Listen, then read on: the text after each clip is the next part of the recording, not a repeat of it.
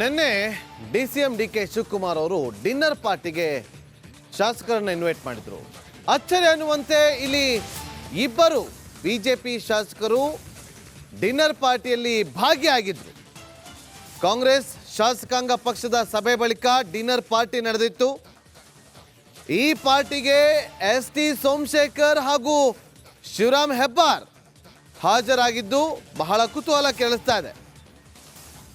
BJP ತೊರೆಯಲು ಸಿದ್ಧತೆ ನಡೆಸಿದ್ದಾರಾ ಉಭಯ ಶಾಸಕರನ್ನುವ ಪ್ರಶ್ನೆ ಉದ್ಭವ ಆಗಿದೆ. ಸದನದಲ್ಲೂ ಕೂಡ ಹೋರಾಟದಿಂದ ಅಂತರವನ್ನ ಕಾಯ್ದುಕೊಂಡಂತ ಇಬ್ಬರು ಶಾಸಕರು. ಈ ಇಬ್ಬರು ಶಾಸಕರ ನಡೆಯ ಬಗ್ಗೆ ಹಲವು ಅನುಮಾನ ಹುಟ್ಟಿಕೊಂಡಿದೆ. ST ಸೋಮಶೇಖರ್ ಹಾಗೂ ಶಿವರಾಮ್ ಹೆಬ್ಬಾರ್ ಅಸಮಾಧಾನವನ್ನ ಹೊರ ಹಾಕ್ತಾ ಇದ್ರು ಕೆಲ ದಿನಗಳಿಂದ. ಬಿಜೆಪಿ ತೊರೆದು ಕಾಂಗ್ರೆಸ್ಗೆ ವಾಪಸ್ ತೆರಳುತ್ತಾರ ಅನ್ನುವ ಚರ್ಚೆಗಳು ಕೂಡ ಆಗ್ತಾ ಇತ್ತು. ಈಗ ನಿನ್ನೆ ಕಾಂಗ್ರೆಸ್ ಶಾಸಕಾಂಗ ಪಕ್ಷದ ಸಭೆ ನಡೆಯುತ್ತೆ.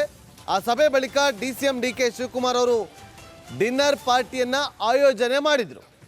ಈ ಒಂದು ಡಿನ್ನರ್ ಪಾರ್ಟಿಗೆ ಇಬ್ಬರು ಬಿಜೆಪಿ ಶಾಸಕರು ST ಸೋಮಶೇಖರ್ ಹಾಗೂ ಶಿವರಾಮ್ ಹೆಬ್ಬಾರ್ ಇವರಿಬ್ಬರು ಕೂಡ ಭಾಗಿಯಾಗಿದ್ರು.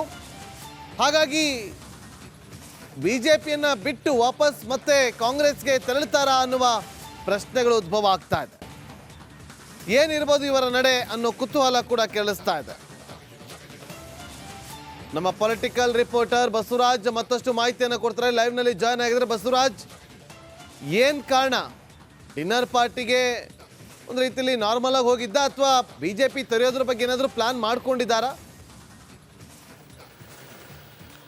ಖಂಡಿತ ನಾಗೇಂದ್ರ ಬಾಬು, ಶಿವರಾಮ್ ಹೆಬ್ಬಾರ್ ಮತ್ತು ST ಸೋಮಶೇಖರ್ ಈಗಾಗಲೇ ಕಾಂಗ್ರೆಸ್ ಸಂಪರ್ಕದಲ್ಲಂತೂ ಇದ್ದಿದ್ದು ನಿಜ. ಆದರೆ ಒಂದು ಪಕ್ಷದ ಶಾಸಕಾಂಗ ಪಕ್ಷದ ಸಭೆ ನಡೀತದೆ ಅಂದಾಗ ಅಲ್ಲಿ ಯಾರನ್ನು ಕೂಡ ಒಳಗೆ ಬಿಡತಕ್ಕಂಥ ಕೆಲಸಗಳು ಆಗೋದಿಲ್ಲ. ಕೇವಲ ಕಾಂಗ್ರೆಸ್ ಪಕ್ಷದ ಶಾಸಕಾಂಗ ಪಕ್ಷದ ಸಭೆ ಅಂದರೆ ಕಾಂಗ್ರೆಸ್ ಶಾಸಕರು ಮಾತ್ರ ಇರ್ತಾರೆ. ಅದ್ರ ಹೊರತು ಅಲ್ಲಿ PAಗಳಿಗೂ ಅವಕಾಶ ಇರೋಲ್ಲ, ಮತ್ತು ಗಣ್ಮೆನ್ಗಳಿಗೂ ಅವಕಾಶ ಇರೋದಿಲ್ಲ, ಇನ್ನು ಮತ್ತೆ ಮಾಧ್ಯಮಗಳಿಗಂತೂ ಅವಕಾಶ ಇರುವುದೇ ಇಲ್ಲ.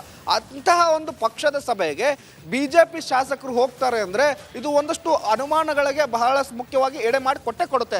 ಯಾಕಂದ್ರೆ ಅಲ್ಲಿ ಯಾರಿಗೂ ಅವಕಾಶ ಇಲ್ಲದಂತಹ ಒಂದು ಜಾಗಕ್ಕೆ ಬಿಜೆಪಿ ಶಾಸಕರಿಗೆ ಆಹ್ವಾನ ಬರುತ್ತೆ ಅನ್ನುವಂಥದ್ದು. ಊಟಕ್ಕೆ ಕರೆದಿದ್ರೆ ಓಕೆ, ಅದು ಬಿಜೆಪಿ ಶಾಸಕರಿಗೆ ಅಲ್ಲಿ ಊಟಕ್ಕೆ ಕರೆದಿದ್ರೆ ಬೇರೆ ಕಡೆ ಹೋಗಬೇಕಾಗುತ್ತೆ. ಆದರೆ ಶಾಸಕಾಂಗ ಪಕ್ಷದ ಸಭೆ ಬಳಿಕ ಒಂದು ಊಟಕ್ಕೆ ಅರೇಂಜ್ ಮಾಡಿದಂಥ ಸಂದರ್ಭದಲ್ಲಿ ಅವರು ಕೂಡ ಭಾಗಿಯಾಗ್ತಾರೆ ಅನ್ನೋದಾದ್ರೆ ಅವರು ಈಗಾಗಲೇ ಬಿಜೆಪಿಯಿಂದ ಅಂತರ ಕಾಯ್ದುಕೊಂಡಿದ್ದಾರೆ ಅನ್ನುವಂಥದ್ದು ಬಹಳ ಪ್ರಮುಖವಾಗಿ ಇಲ್ಲಿ ಸ್ಪಷ್ಟವಾಗಿ ಗೊತ್ತಾಗುತ್ತೆ. ಈಗಾಗಲೇ ಅವರು ಹಲವು ಬಾರಿ DCM DK ಶಿವಕುಮಾರ್ ಇರ್ಬೋದು, CM ಸಿದ್ದರಾಮಯ್ಯ ಇರ್ಬೋದು, ಇವರೆಲ್ಲರನ್ನೂ ಭೇಟಿ ಮಾಡಿ ಕಾಂಗ್ರೆಸ್ ಸೇರುವ ಬಗ್ಗೆ ಮಾತುಕತೆ ಆಗಿತ್ತು. ಆದರೂ ಅವ್ರನ್ನ ಬಿಜೆಪಿಯಲ್ಲಿ ಉಳಿಸ್ಕೊಳ್ಳುವಂಥ ಪ್ರಯತ್ನಗಳು ನಡೀತಾ ಇದ್ವು ವಿಜಯೇಂದ್ರ ಅವರು ರಾಜ್ಯಾಧ್ಯಕ್ಷರಾದ ಬಳಿಕ.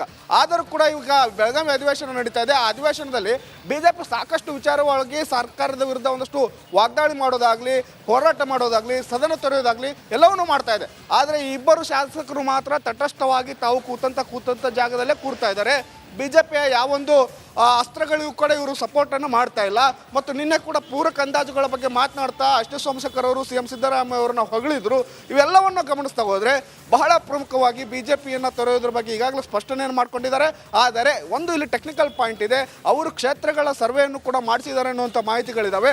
ಆದರೆ ಅವರಿಗೆ ವ್ಯತಿರಿಕ್ತವಾದಂಥ ಪರಿಣಾಮ ಬೀರೋದ್ರಿಂದ ಬಿಜೆಪಿಯಲ್ಲಿ ತಟಸ್ಥವಾಗಿ ಉಳಿದುಕೊಂಡು ಲೋಕಸಭಾ ಚುನಾವಣೆಯಲ್ಲಿ ಕಾಂಗ್ರೆಸ್ಗೆ ಒಂದಷ್ಟು ಸಪೋರ್ಟ್ ಮಾಡುವ ಮೂಲಕ ಅಡ್ಜಸ್ಟ್ಮೆಂಟ್ ರಾಜಕಾರಣವನ್ನು ಮಾಡ್ತಾ ಇದ್ದಾರೆ ಅನ್ನುವಂಥ ಮಾಹಿತಿಗಳು ಕೂಡ ರಿಪಬ್ಲಿಕ್ ಕನ್ನಡಕ್ಕೆ ಲಭ್ಯವಾಗಿದ್ದಾವೆ. ಹಾಗಾಗಿ ಮುಂದಿನ ಲೋಕಸಭಾ ಚುನಾವಣೆಯಲ್ಲಿ ಶಿವರಾಮ್ ಹೆಬ್ಬಾರ್ ಮತ್ತು ST ಸೋಮಶೇಖರ್ ತಮ್ಮ ಕ್ಷೇತ್ರಗಳಲ್ಲಿ ಬಿಜೆಪಿ ಪರವಾಗಿ ಕೆಲಸ ಮಾಡದೆ ತಟಸ್ಥವಾಗಿದ್ದು ಕಾಂಗ್ರೆಸ್ಗೆ ಸಪೋರ್ಟ್ ಮಾಡ್ತಾರೆ ಅನ್ನುವಂಥದ್ದು ಬಹಳ ಸ್ಪಷ್ಟವಾಗಿ ನಿನ್ನೆ ಸಭೆಯಲ್ಲಿ ಭಾಗಿಯಾಗಿದ್ದನ್ನು ನೋಡಿದರೆ ಗೊತ್ತಾಗುತ್ತೆ. Nagendra Babu. Okay, thank you Basavaraj ನಿಮ್ಮೆಲ್ಲ ಮಾಹಿತಿಗಾಗಿ.